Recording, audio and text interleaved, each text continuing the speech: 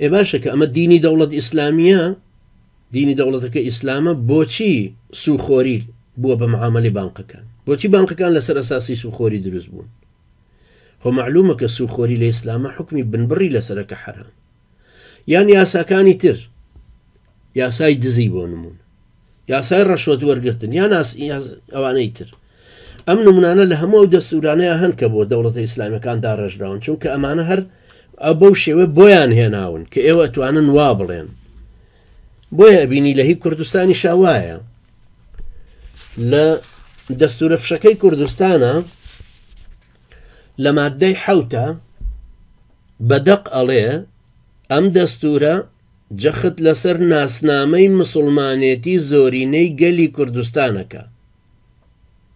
یعنی ئەم قسە قۆڕە ئەمە مستەشریقێکی ژواڵێ سە لە نەرویجیەک بپرسین کە چوو بێ بە کوردستان و هاتوێتەوەڵێ ڕاستە ناسنامەی مسلمانێتی لە کوردستانە زۆرینەیە، چونکە کوردوە زۆرینەی مسلمانە. ئێم دەقە قانونیە چێ چ قیمەتێکیە؟ هیچ نییە.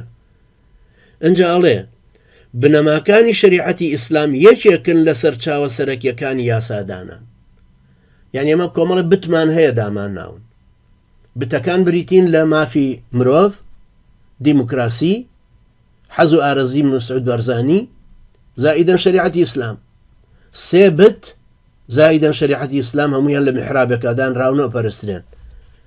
یعنی شریعەتی ئیسلام کە ئەڵێ یەکێکن بنەماکە ئەنجا ناژ لە شریعەتی ئیسلام، ئەڵێ بنەماکانی شریعەتی ئیسلام. ئەمە چاواشەکردنێکی تریتی هەیە. مەسەلەن بنەماکانی شریعەتی ئیسلام یەکێک لەوانە یەکسانیە، یەکیان شورایە. لە یەکسانی دابەشکردنی واریداتی بەیتولمالە ئیسلام تەکیدی لەمانە کردوتەوە. بۆیە حتا پێغەمبەری خوا عەلەیهی سەڵات وسەلام مافی تەوزیعکردنی زەکاتەکەی بەغەیری ئەو هەشت بۆلە نەبوو. ئەوانەی فەقیر و هەژارن و مافیان لە بەیتولمالەکە ئەیان درێتێ، پێغەمبەری خوا عەلەیهی سەڵات وسەلام نەیتوانی خزمانی خۆی بخاتە ناوی و سنفێکی تر لەو هەشتە زیاد بکا بیکا بەنەوە. ئەچێمانە بە کەیفی خۆیان کەوتونەتە ناوێ و بە پێخاوسی بۆ ئەو کوفرە. بنەماکانی شریعەتی ئیسلام هیچ نییەوە.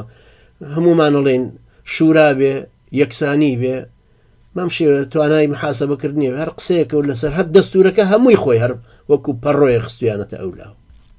چکە نەتان بینی مسعود بەرزانی خۆی بەتەنیا پەرلەمانەکەشی پەک خست و کلیلی پێ قفڵێکی لێداوتی ئەوەیەوێ دەست باو بگەێنە لە جەماعەتەکانی بەرهەڵسکاران وەکو کاک حەسەن بابەکر و زانا ڕۆستایی و مەولوو باوەمراد و وەکو ئەوانەی تر ئیسلامینەوە زۆر تاراتەگرن مەسینەیەکی حەوجۆش هەڵگرە بڕوا لێ دەرەوە دەست باو بگەێنێ. ئەژنا ئەو کورتە ئەو فەرەنجی بە شانانە کە بڕنەویان بە شانەوەیە ڕێگەیان لێگرن و دوای دوو قۆناغت فەنگیشیان پێچێش. بینەوە سەر دەستورە فشەکە ئەڵێ مادەی حەوتەم ئەم دەستورە جەخت لەسەر ناسنامەی مسلمانێتی زۆرینەی گەلی کوردستانەکە و بنەماکانی شریعەتی ئیسلام یەکێکن لە سەرچاوە سەرەکیەکانی یاسادانان.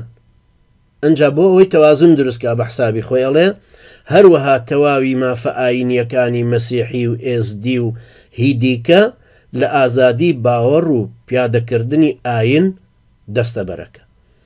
یعنی بۆ مەسیحی و ئێزیدی و هیدیکە نووسیوێتی پیادەکردنی ئاین، بەڵام بۆ ئیسلام نەینووسیوە پیادەکردنی ئاین، چونکە خۆی گەورە فەرمێ ئەن ئەقیموا الدین ولا تتفرقوا فيه. بۆ ئیسلام ناهێڵێ ئیقامەی دینەکە ببێ و هەڵوێستەکانیشیان معلومە تەڕەن گومانیتیانی.